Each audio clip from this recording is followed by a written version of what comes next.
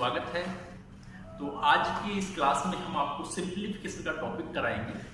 तो सिंप्लीफिकेशन जो आपका है, इसमें क्वेश्चन में आपको पहले बता देता हूं। तो सिंप्लीफाई करते हैं मतलब क्वेश्चन को जब तक सॉल्व करते हैं जब तक वो मिनिमाइज लास्ट वैल्यू नहीं हो जाता। तो इसी में एक क्वेश्चन आता है, एक जैसे क्वेश्चन मैं बता देता हूँ, 1 into 2 into 3 into 4 into 5 इसी तरह से गुना होता जाएगा into 100। इस तरह से क्वेश्चन होगा। इसमें होगा in how many zero, in how many zero. तो इस क्वेश्चन को सॉल्व करके क्या इसको बोल सकते हैं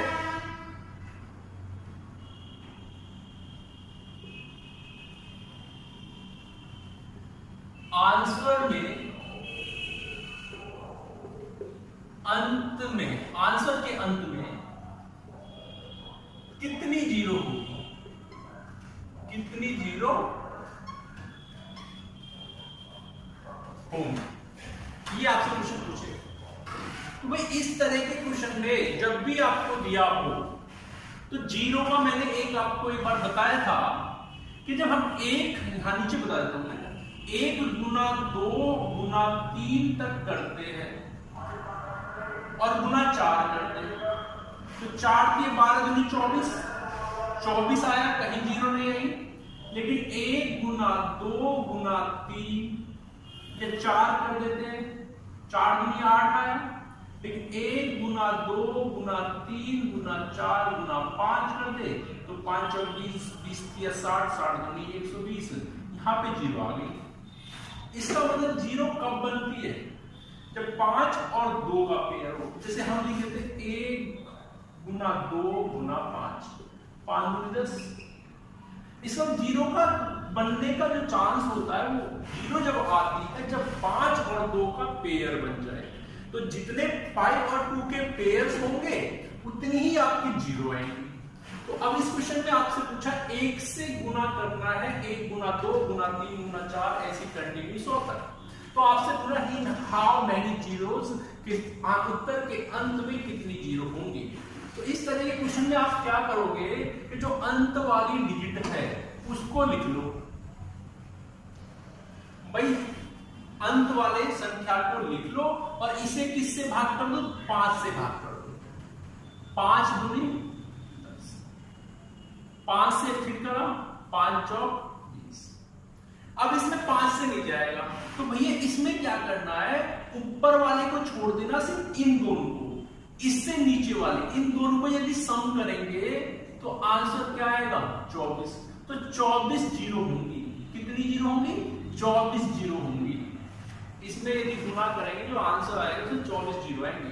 तो क्या करना है, अंत वाली डिजिट को लिखना है, उसे 5 से डिवाइड करना है। 5 से गया 20 बार, 5 से गया 4 बार। तो इसको छोड़ देना ऊपर वाले को, इस पहले को छोड़ के बाकी सबको जोड़ दो, आंसर निकल जाएगा 24। ठीक है जी। एक क्वेश्चन और ले लेते हैं।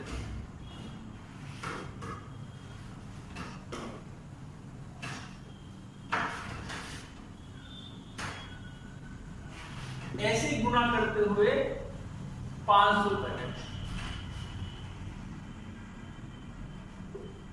हल करने पर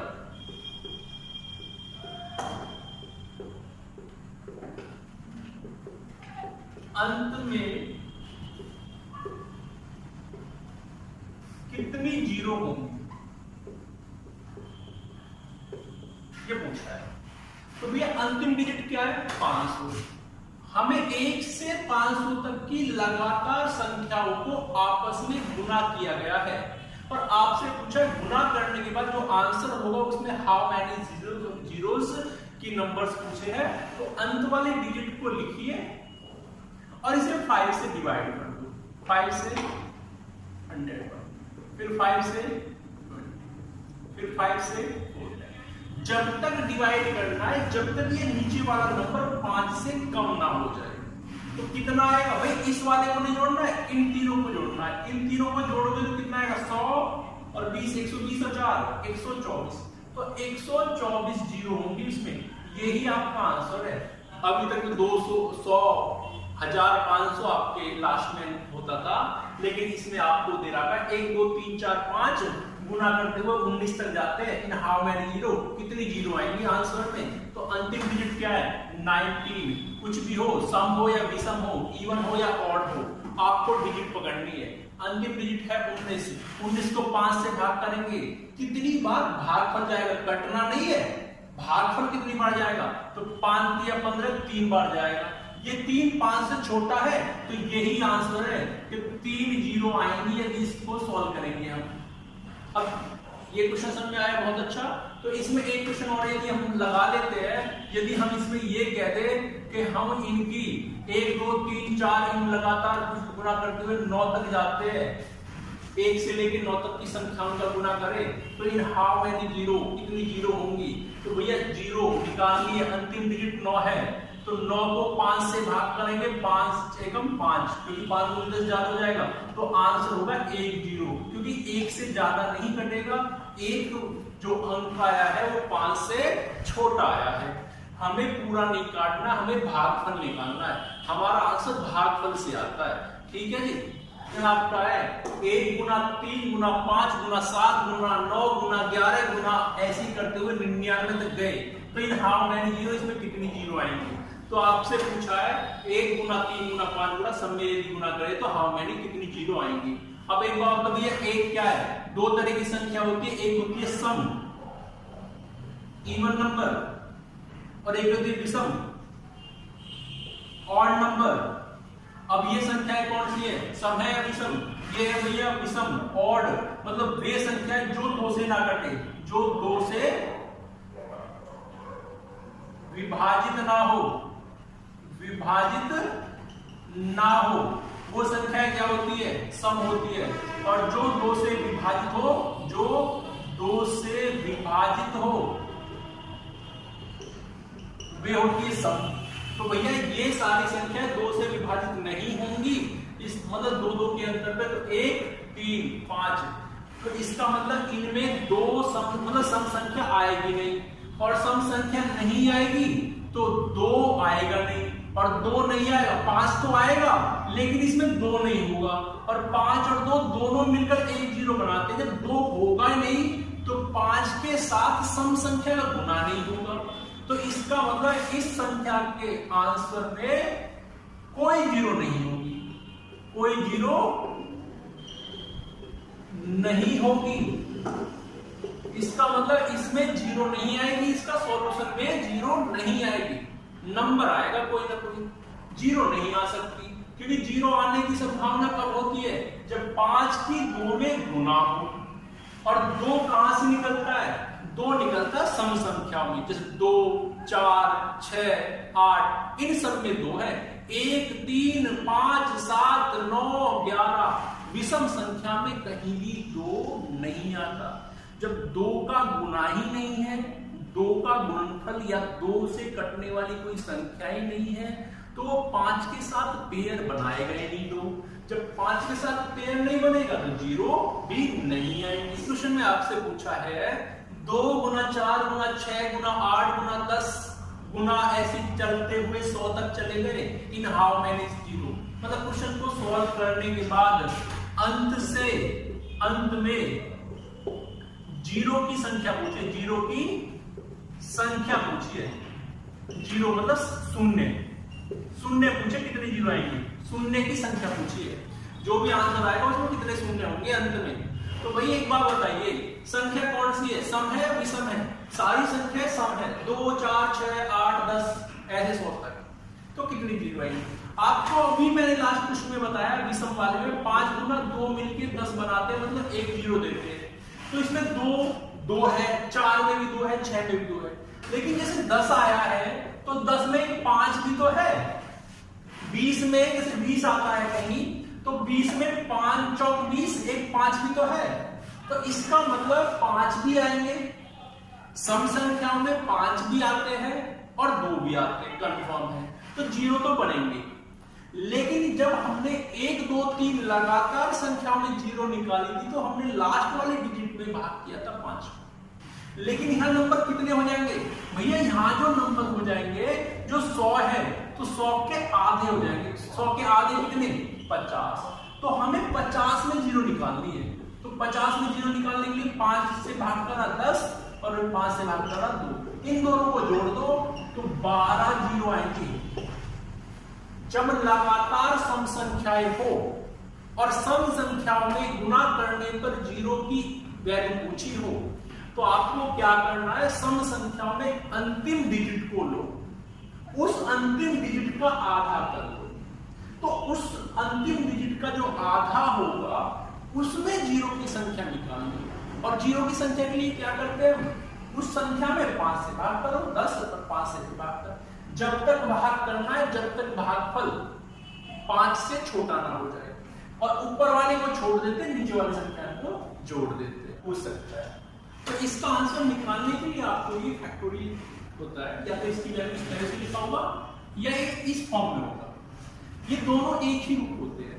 तो इसमें वैल्यू निकालने के लिए इसका मतलब इस रूप में हो या ये इस रूप में हो, दोनों का मान क्या है, एक फैक्टर होता है। तो इसको लिखते हैं इसको जब खोलते हैं फॉर्म को सिंप्लीफाई करते हैं तो ये इस रूप में लिखा जाता है, इस रूप में, इस रूप में। मतलब उस डिजिट से नीचे वाली डिक्रीज में सारी संख्याओं का आपस में क्या मल्टीपल होगा, मल्टीप्लाई होगा।